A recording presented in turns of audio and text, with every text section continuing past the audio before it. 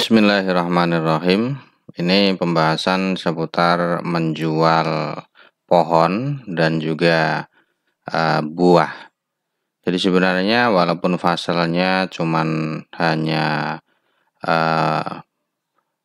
tertulis buah dan juga batangnya. Jadi usul ini sebenarnya maksudnya batang dari pohonnya. Tapi dalam pembahasan ini akan dibahas berbagai macam penjualannya. Termasuknya yang pertama, jadi yang di atas ini adalah maten ya. Kemudian fatul mu'innya yang di bawah sini. Yang pertama yang dibahas adalah penjualan tanah.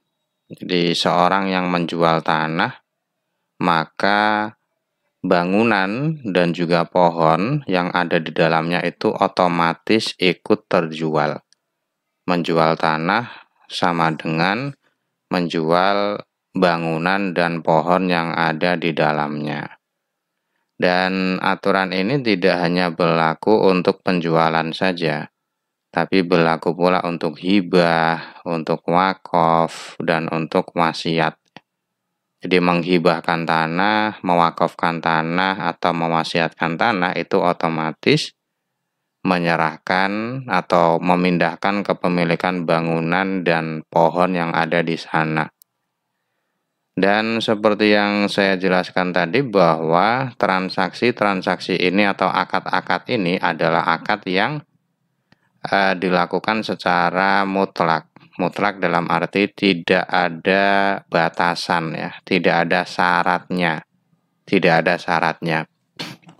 Jadi kalau misalkan menjual tanah tapi dengan syarat kecuali pohonnya misalkan, maka ya tidak otomatis pohonnya masuk.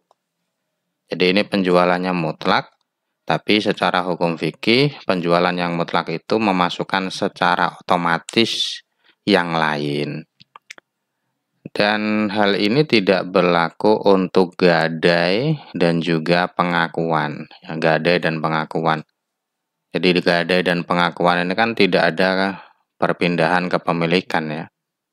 Jadi orang yang menggadaikan tanah maka tidak secara otomatis dia sekaligus menggadaikan bangunan dan pohon yang ada di dalamnya.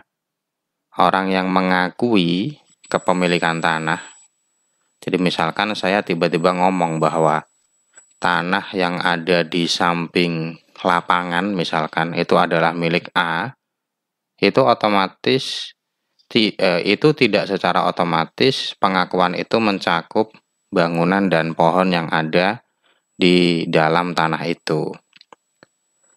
Ma fiha min bina'in wa syajarin. Ini tadi matannya ya.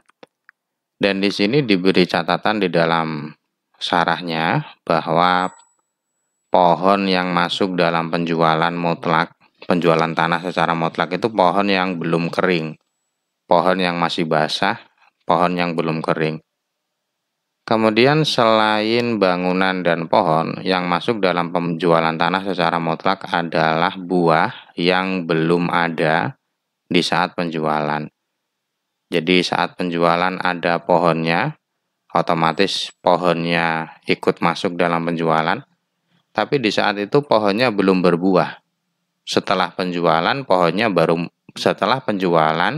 buahnya baru muncul, maka buah itu ya milik pembeli, tidak milik penjual tapi milik pembeli. Jadi buah yang dimaksud di sini adalah buah yang belum terlihat atau yang belum muncul di saat penjualan. Kemudian selain buah ada lagi pangkal atau batang dari sayuran. Sayuran yang dipotong atau dipanen satu kali. Maksudnya sayuran yang cara memanennya atau cara mengambilnya itu cuman satu kali. Mohon maaf, tanaman atau sayuran ya, sayuran yang dipotong atau dipanen secara berkala. Tadi penjelasannya agak keliru ya. Marrotan badawuro ini artinya cara memanennya, cara memotongnya atau mengambilnya itu tidak sekaligus langsung habis, tapi bertahap sedikit demi sedikit. Di sini dicontohkan seperti mentimun dan juga semangka. Jadi sayuran di sini, sayuran atau tanaman secara umum ya. Tanaman yang ada di tanah yang dijual itu tidak seperti pohon. Kalau pohon tadi kan rinciannya tergantung pohon itu masih belum kering apa sudah kering. Kalau sudah kering maka tidak ikut masuk dalam penjualan, kalau masih basah masuk pada penjualan. Nah, sekarang tanaman selain pohon itu apakah masuk dalam penjualan atau tidak tergantung bagaimana cara memanen tanaman itu. Kalau cara memanennya adalah tidak sekaligus, bertahap, maka masuk dalam penjualan. Tapi kalau cara mengambilnya itu sekaligus, sekali panen langsung habis, di sini dicontohkan seperti gandum atau buah fujil, maka ini tidak masuk dalam penjualan. Di sini di Fathul Muin diberi alasan karena tumbuhan yang seperti itu tumbuhan yang tidak jangka waktu yang lama, tidak bertahan lama. Karena sekali panen langsung habis, langsung hilang. Jadi karena tumbuhan ini adalah tumbuhan yang tidak lama, tidak permanen atau tidak lama, maka tumbuh-tumbuhan ini disamakan dengan barang-barang yang bisa dipindah dalam penjualan rumah. Jadi nanti juga akan ada pembahasan orang yang menjual rumah itu apa saja yang ikut dalam penjualan. Itu termasuk yang tidak ikut dalam penjualan adalah benda-benda yang bisa dipindah.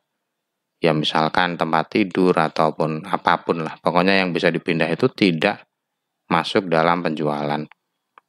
Kemudian setelah itu pembahas menjual kebun. Menjual kebun atau taman. Itu yang masuk dalam penjualannya adalah 3, yaitu tanah, yang pertama tanah, yang kedua pohon, yang ketiga bangunan. Yang ketiga bangunan. Jadi kalau ada orang yang menjual kebun ya, saya menjual kebun saya, maka otomatis yang masuk dalam penjualan adalah 3 hal ini, tanah, pohon, dan bangunan. Tanah, pohon, dan bangunan. Dan di dalam syarahnya, di dalam penjelasannya, di sini ditambah hal yang sama dengan kebun adalah desa. Orang yang menjual desa berarti otomatis tanah, pohon, dan bangunannya ikut terjual. Kemudian ada lagi tambahan penjelasan bahwa tanaman yang ada di kiri kanan kebun yang dijual itu tidak masuk dalam penjualan. Tidak masuk dalam penjualan. Yang masuk hanya tiga hal ini. Kalau ada tanaman yang ada di kiri kanannya, ada di sampingnya itu tidak masuk dalam penjualan karena tanaman itu tidak termasuk bagian dari taman yang dijual. Itu dulu, ini nanti di video selanjutnya ya. Semoga bermanfaat. Wallahu a'lam bishawab.